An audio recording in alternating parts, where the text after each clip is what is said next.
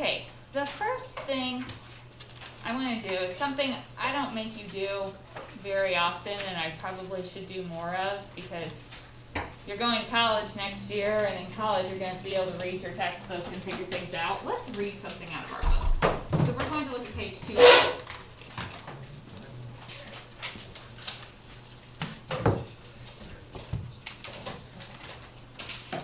Okay, and I need a volunteer to start reading at 3.10 at the bottom of page 250. Who would like to start us off? I just get to pick somebody. Nobody's going to volunteer. Thank you. We have seen that a curve lies very close to its tangent line near the point of tangency. In fact, by zooming in toward a point on the graph of a differentiable function, we notice that the graph looks more and more like its tangent line. This observation is the basis for a method of finding approximate values of functions. The idea is that it might be easy to calculate a value f of a of a function, but difficult or even impossible to compute nearby values of f. So we settle for the easily computed values of the linear function L, whose graph is the tangent line of f at a f of a. In other words, we use the tangent line at a f of a as an approximation to the curve y equals f of x when x is near a. An equation of this tangent line is y equals f of a plus f prime of a x minus a. And the approximation, f of x is about equal to f of a plus f prime a times x minus a, is called the linear approximation, or tangent line approximation of f at a. The linear function whose graph is this tangent line, that is, L of x equals f of a plus f prime a times x minus a, is called the linearization of f at a. Okay, so you guys can tell me exactly what that said, right? Yeah. So we're talking about a curve.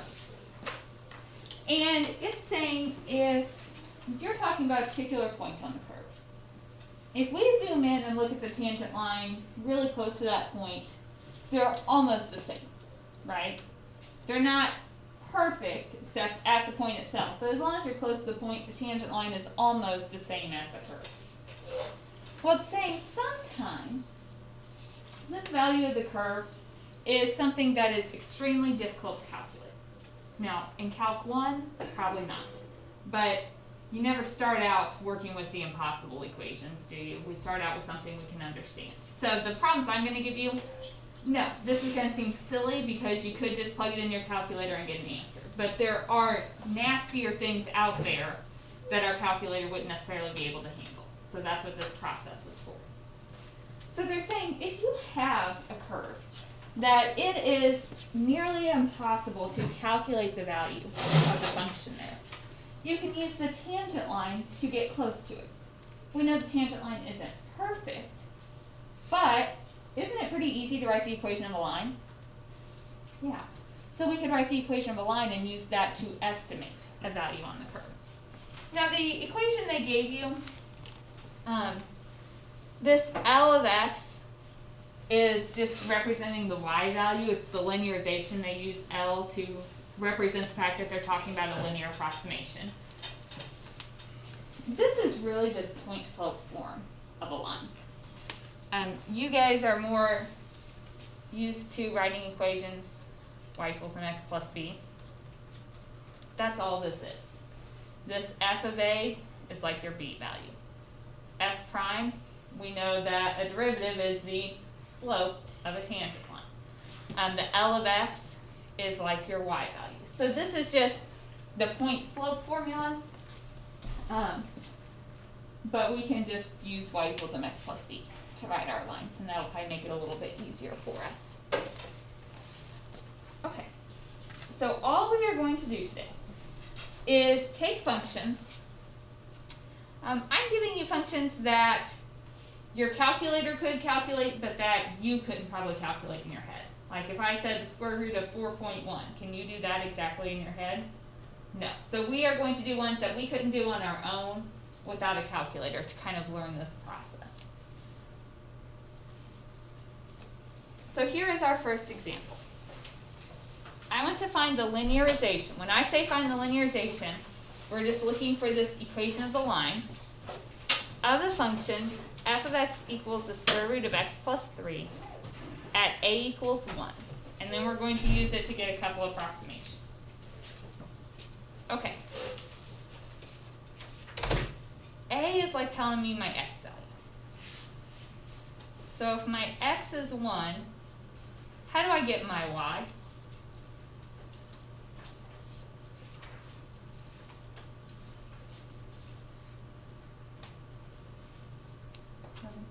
Plug the a into that initial formula. Yeah. So all you have to find is f of 1, which is 2. Square root of 4. So our ordered pair is 1, 2. We know to write the equation of a line, we need a point and we need a slope. We've got the point already. If I want the slope of a tangent line, what am I going to have?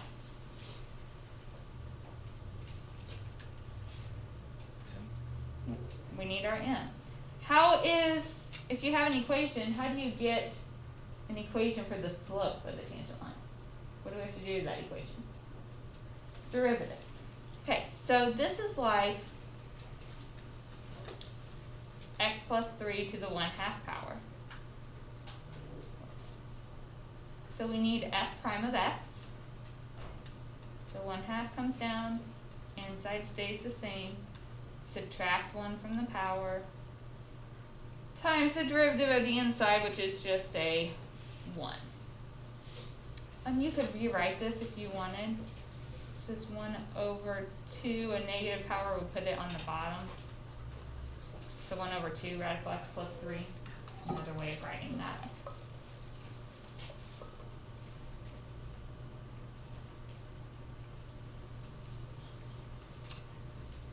That's the equation for my slope. At what point do I want to find the slope? What's my x value we're looking at? 1. So let's find f prime of 1.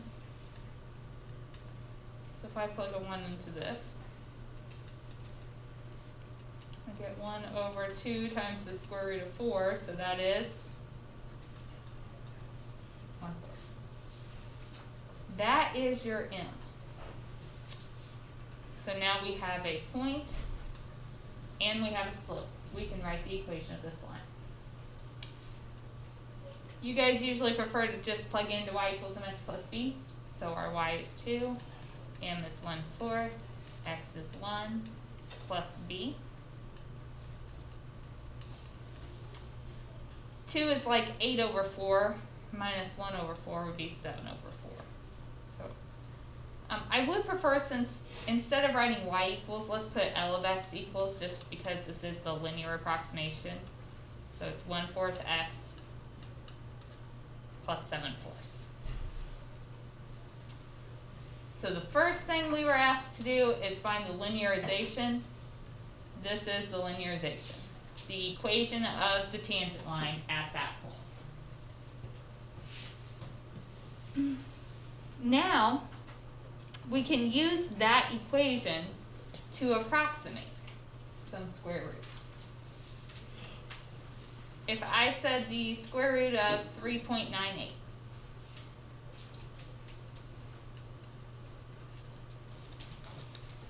okay, be very careful here. Remember, f of x is the square root of x plus 3. So if you're doing the square root of 3.98, what is my x value? 0.98. Does everybody see that? Because the original equation was x plus 3. So x plus 3 equals 3.98. So then we can just do the L of 3.98.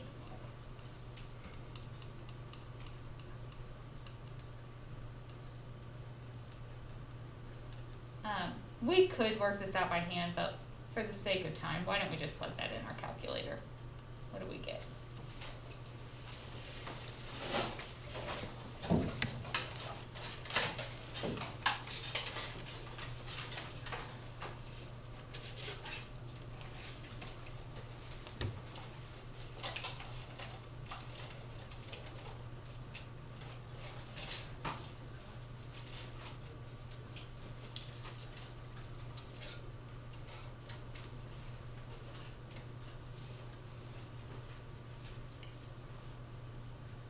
guys get? Whoops, I wrote the wrong thing, didn't I? I said x was not 0.98 and then I wrote 3.98. Sorry about that. Try that again. We're plugging in 0.98.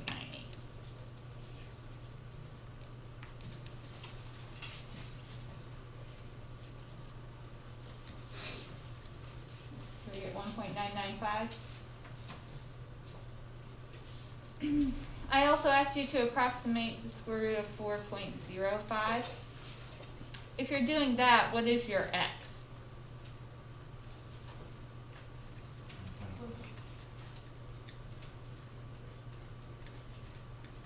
Put in a 1.05.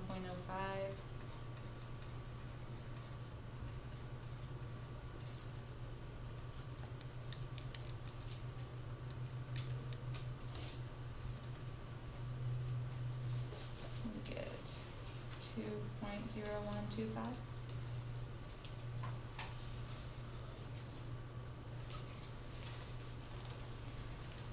I asked if these are over or under approximations. How could I have figured that out?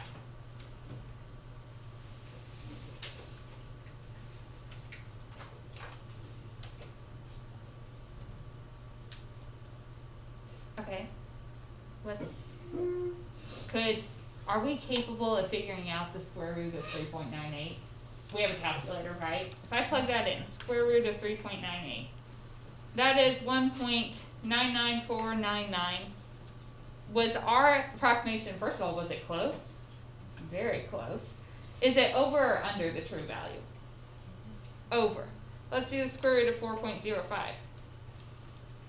2.01246. So again, we were really close. Was ours higher or lower than the original? Or it's higher. So both of these are over estimates. The reason is, if you think about the graph of the square root of x plus 3, we know a square root graph just looks like this. The plus 3 would move it left 3. So when we're talking about at 1, if you drew the tangent line, is it above or below that curve? Above. So since the tangent line is above the curve, you're going to have over approximations. If your tangent line was below a curve, like if we were talking about, for instance, a quadratic. If you're going to draw a tangent line, it's going to fall under the curve, so it will give you under approximations. Okay. Questions on what we did there?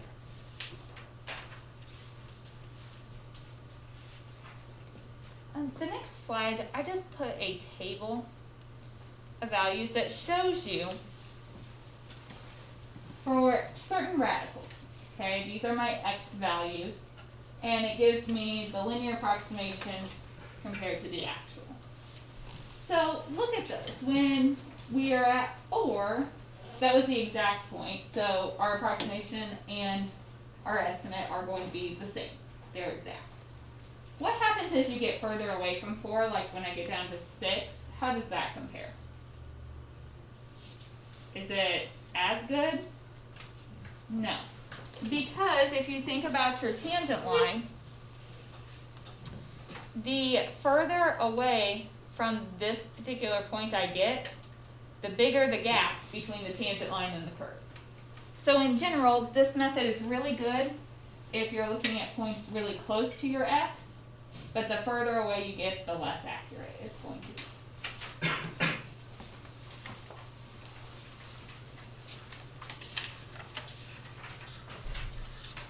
That was, gave you spot to just write that down. So as the x gets further from 1, our approximation becomes less accurate there.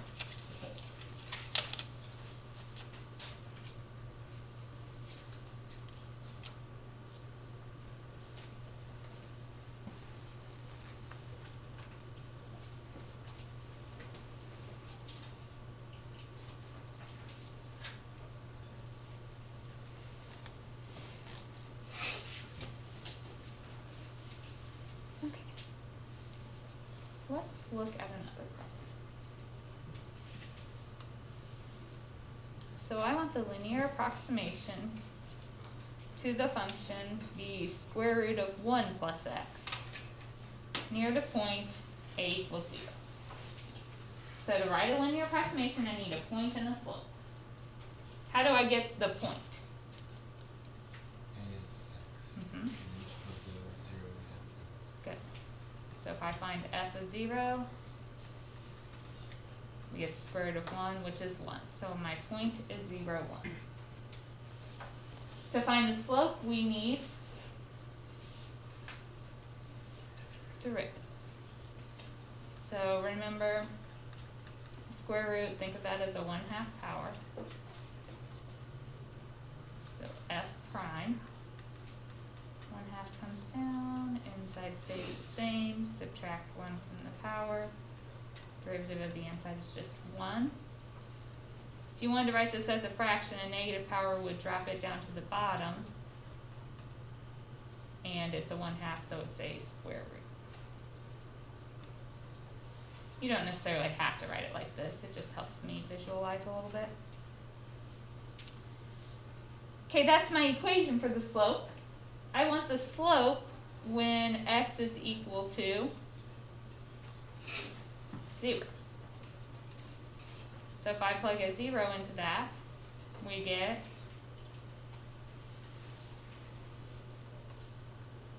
1/2 times the square root of 1, so 1/2, that's my slope. So we have a point and a slope. Find your y-intercept, y equals mx plus b.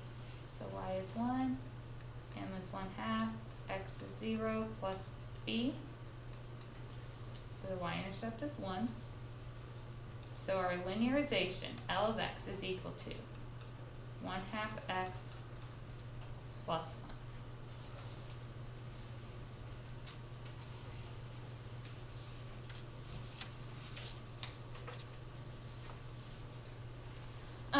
I didn't give you any particular x values this time, so you were just finding the equation. And again, this equation would be good as long as you were using values close to 0. If you were going to put in like a 3 or a 4, it wouldn't be very accurate. Okay. Why don't you guys try some on your own? So the next two are very, very similar. I'm just going to give you a few minutes, see how far you get. If you get one of them done, great. If you get both, that's even better. So just take a second to try them before we go over them. So the first one, to get your y, if you plug a 0 into that, you get 1. Derivative, remember this is like 1 minus x to the negative 1. Negative 1 comes down, subtract 1 from the power, derivative of the inside is negative 1. You get 1 over 1 minus x squared. If you plug a 0 into that, we'll get our slope, and you get 1. So plug into y equals mx plus b, you get your b value to equal 1.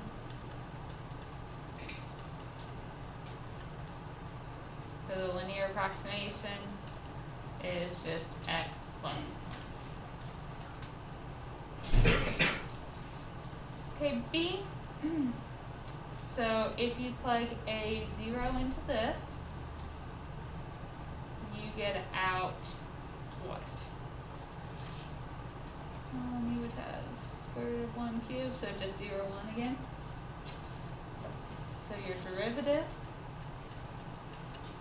3 halves comes down, inside stays the same, subtract 1 from the power, derivative of the inside is negative 2.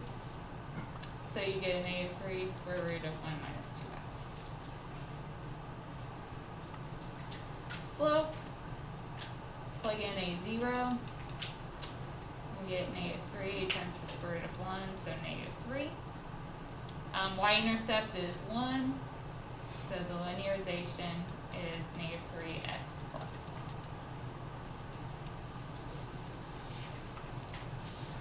How did we do with those? So the last thing I want to do is the same process, but I'm changing the question a little bit. We are going to come up with a linearization to find a particular value. So I want to use the linear approximation to approximate 122 to the 2/3 power.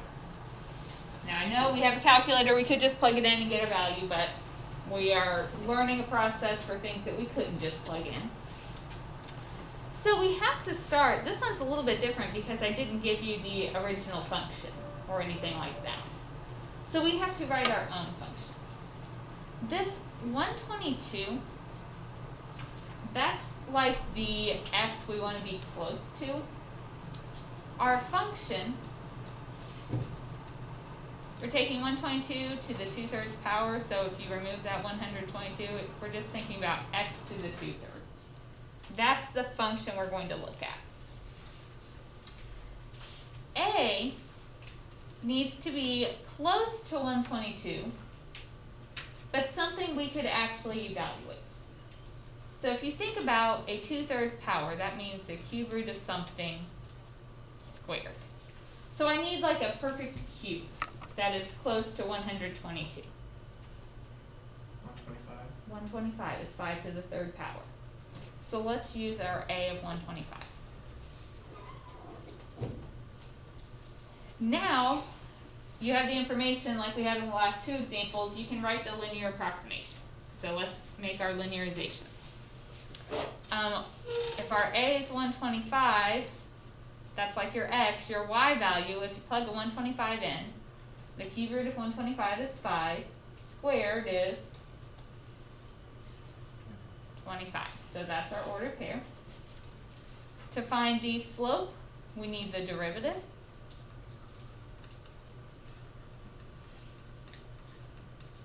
So 2/3 comes down, subtract 1 from the power.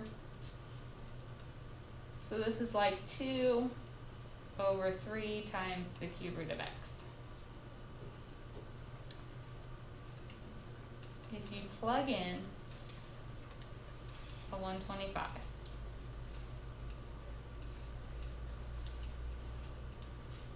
cube root of 125 is 5.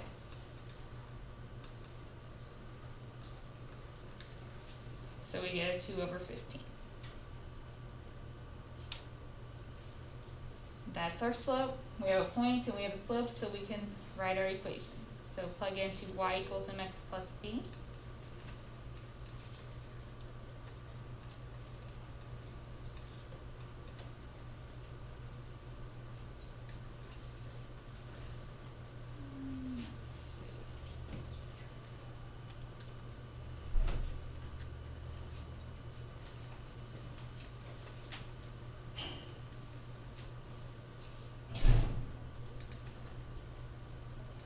Is that 50 over 3?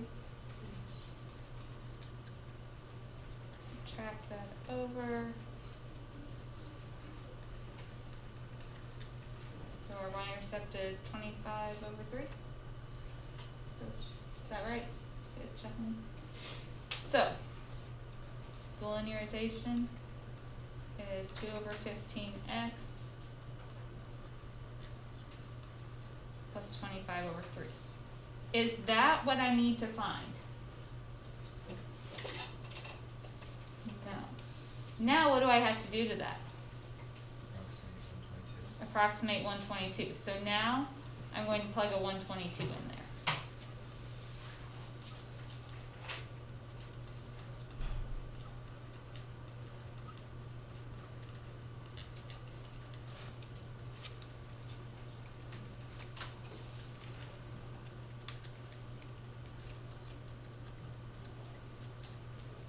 And we get 24.6.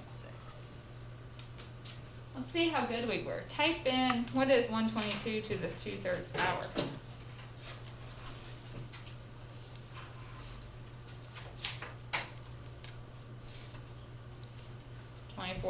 .598, so were we pretty close? Yeah, pretty good approximation.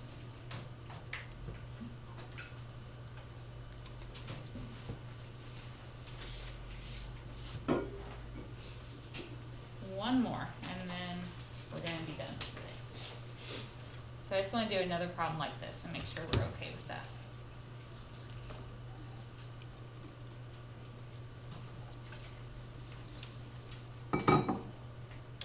Find a linear approximation with an appropriate value a to estimate the cube root of 25. So first of all, what would be my function, f of x? Cube root of x. Okay, a has to be something close to 25 that I can do the cube root of. 27. Okay, so the ordered pair, you plug 27 in, cube root of 27 is 3. Next step we need derivative. Remember, a cube root is like a 1/3 power. So the 1/3 comes down, subtract 1 from the power. If you like to rewrite this, this is just 1 over 3 times the cube root of x squared.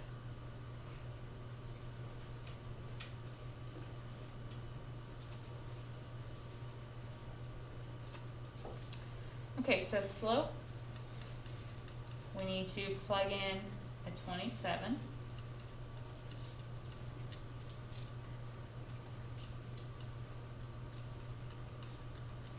Cube root of 27 is 3, and 3 squared is 9. So we get 1 over 27. Point and a slope, so write our equation. Y equals m times x plus b.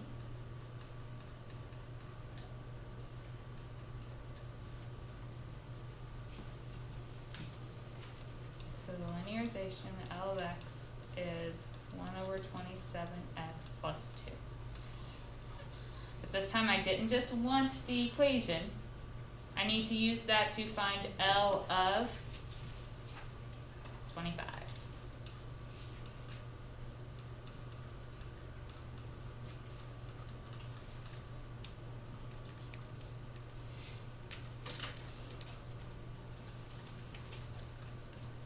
And I get 2.9259. If you did the 25, the cube root of 25 to start with, that's 2.924. So we're not too far off.